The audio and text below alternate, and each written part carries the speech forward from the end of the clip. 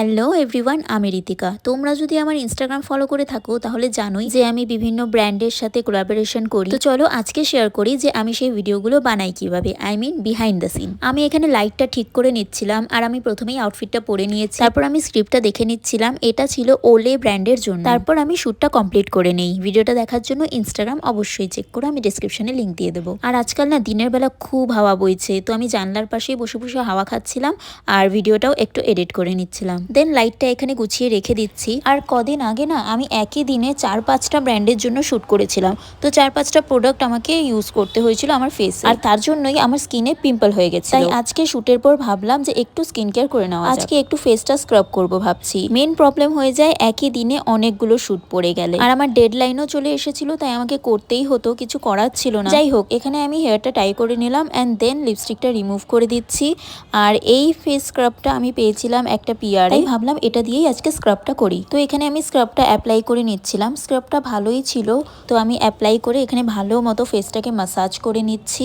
আমার স্কিনে পিম্পলের প্রবলেম কোনোদিনই ছিল না, বাট সেদিন একই দিনে পরপর এতগুলো ক্রিম ইউজ করা হয়েছে ফেসে, তার জন্যই হয়তো রিয়াকশন হয়ে গেছিল।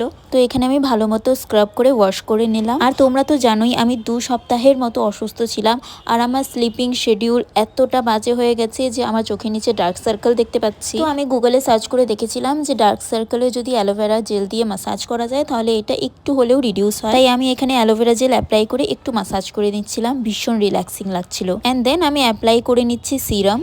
সিরামটা স্কিনে অ্যাবজর্ব হয়ে যাওয়ার পর আমি ইউজ করছি ডট অ্যান্ড কি এর ব্যারিয়ার রিপেয়ার ময়শ্চারাইজার। এই ময়শ্চারাইজারটা আমার স্কিনে খুব ভালো স্যুট করে, যেহেতু আমার ড্রাই স্কিন। তাই তোমাদের যদি ড্রাই স্কিন হয়ে থাকে তাহলে তোমরা একবার হলেও এই ময়শ্চারাইজারটা ট্রাই করে দেখতে পারো। দেন ময়শ্চারাইজার অ্যাপ্লাই করা হয়ে গেলে আমি নিয়ে নিচ্ছি ডট অ্যান্ড কি এর সানস্ক্রিন। এটা ভিটামিন C+E সানস্ক্রিন। এই সানস্ক্রিনটাও আমার স্কিনে ভালো স্যুট করে। আর যেহেতু অনেকদিন পর প্রপার ভাবে স্কিন কেয়ার করছি, তাই এখানে আমার প্রচন্ড রিল্যাক্সিং লাগছিল, আর আমার স্কিনটাও দেখতে একটু হেলদি মনে হচ্ছে। দেন আমি লিপসে অ্যাপ্লাই করে নিচ্ছি ডট অ্যান্ড কি এর লিপ বাম। এটা খুবই ভালো, অনেকক্ষণের জন্য লিপসটা হাইড্রেট থাকে। ফাইনালি আমার skin care done, and then আমি চুলটা একটু আঁচড়ে নিলাম। এভাবে স্কিন কেয়ার করাটা প্রত্যেক দিনের জন্য পসিবল না হলেও মাঝে মধ্যে এভাবে স্কিন কেয়ার আমাদের করতেই হয়। যাই হোক, ভিডিওটা এখানেই এন্ড করছি। তো তোমাদের এই ভিডিওটা কেমন লাগলো অবশ্যই জানিও। আজকের জন্য এটুকুই, দেখা হচ্ছে পরের ভিডিওতে। টাটা।